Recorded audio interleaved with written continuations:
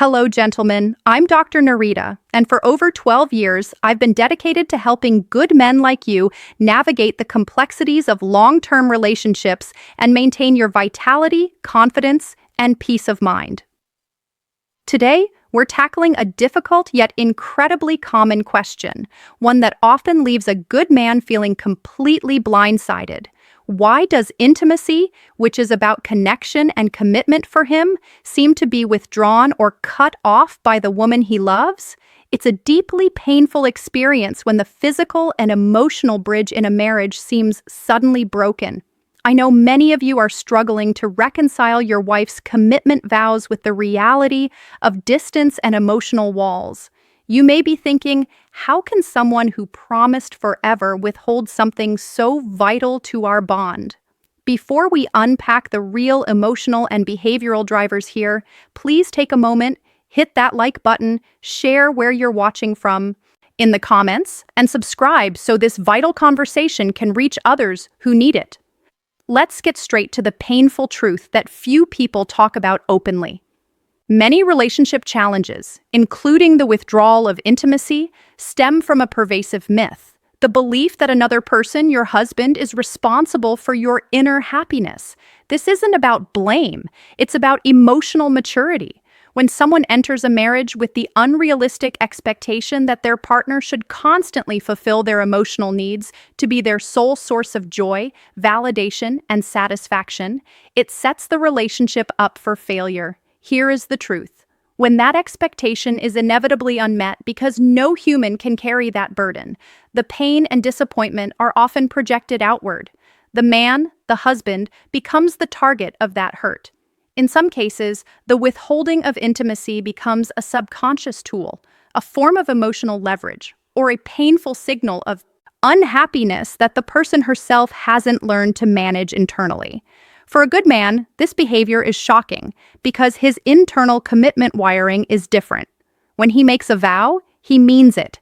He doesn't inherently use love or connection as a tool to control or punish. This is why his mind simply cannot grasp the cruelty of weaponizing intimacy. I've spent over a decade observing these dynamics. What I've learned is that the root cause of this distance isn't usually you or anything you've specifically done wrong, but often a chronic lack of self-awareness and emotional accountability in the partner.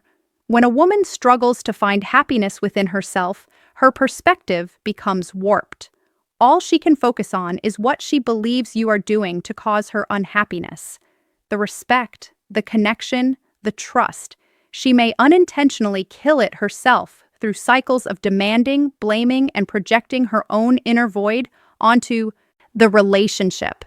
This is a profound realization for a good man.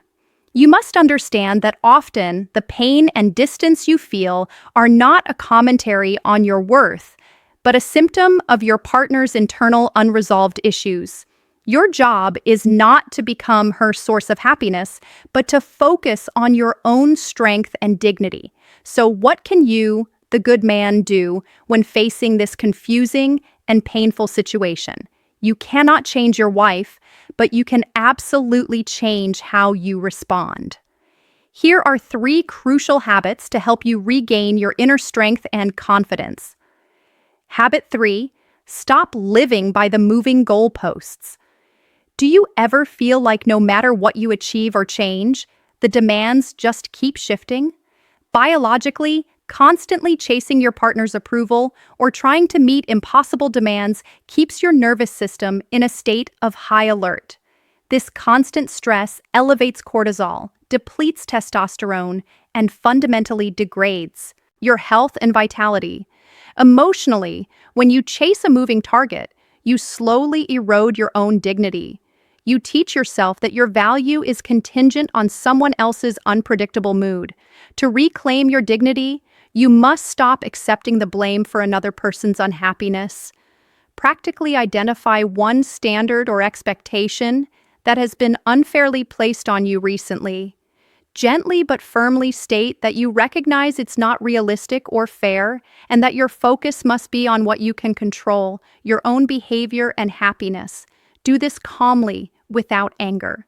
Habit 2, prioritize your personal commitment. When her commitment seems to falter, does it feel like your whole world is destabilized? Biologically, a good man's wiring thrives on commitment and purpose.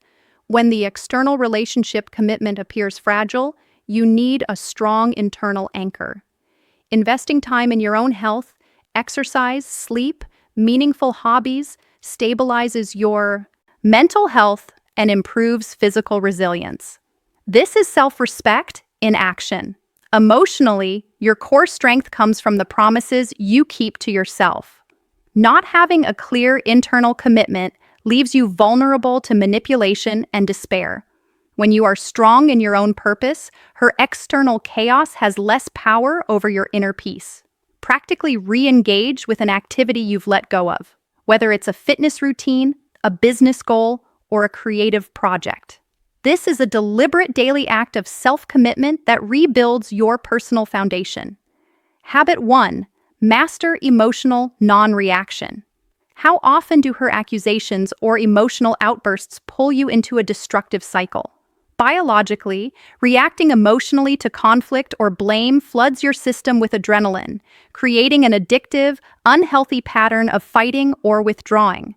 Non-reaction breaks this cycle, lowering your blood pressure and restoring calm. Emotionally, the highest form of power is the power not to react.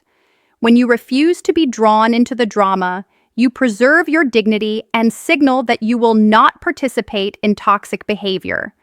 This forces the other person to look at their own actions rather than using you as a shield. Practically, when faced with blame or manipulation, practice the 3-second pause. Instead of defending yourself, simply say, "I understand you are feeling unhappy," and then remove yourself from the conversation until calm can be restored. This week, your mission is to regain your internal power by focusing only on what you can control yourself. First, stop defending. For the next 7 days, do not argue or defend yourself against any accusation about your partner's unhappiness. Simply acknowledge her feelings and gently decline to accept the blame. Second, schedule your purpose.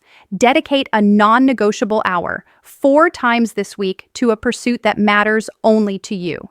Exercise, reading, a hobby. Third, find external support. Talk to a trusted friend, counselor, or professional like me about the pressure you are under. You cannot carry this burden alone. My dear friend, I want to assure you, you are a good man. Your integrity, your commitment, and your desire for connection are strengths, not weaknesses. When you face this kind of emotional complexity, your solution is not to try harder to fix her, but to focus on building your own strength, your own confidence, and your own internal peace. When you stand strong and grounded in your own dignity, you create the best possible foundation for a healthy outcome, whatever that may be. Age is not a descent into chaos. It is an invitation to profound personal freedom. You deserve comfort, respect, and confidence. If you are ready to stop giving your power away and want a concrete roadmap for navigating these difficult waters, I want to help you. I have a course specifically designed for good men to rebuild strength and confidence in complex relationships. You can find the link in the description below to learn more. Take back your power today. Like this video, share your thoughts in the comments, and subscribe for more honest health and relationship advice. I'm Dr. Narita, and I look forward to supporting you on your journey.